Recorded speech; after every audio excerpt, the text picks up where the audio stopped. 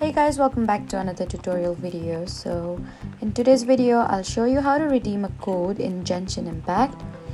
So first, make sure you have an eligible Genshin Impact account and that the code you're using is still valid. Then open the game and check your account information to find your correct UID and server details if needed.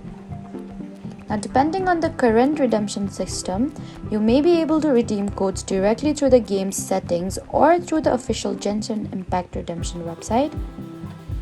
If you're using the website, sign in with the account connected to your game.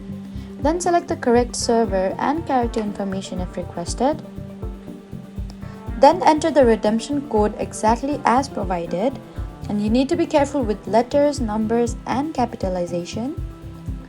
After successfully redeeming the code, rewards are generally delivered through the game's in-game mail system. Open your mailbox and claim the rewards.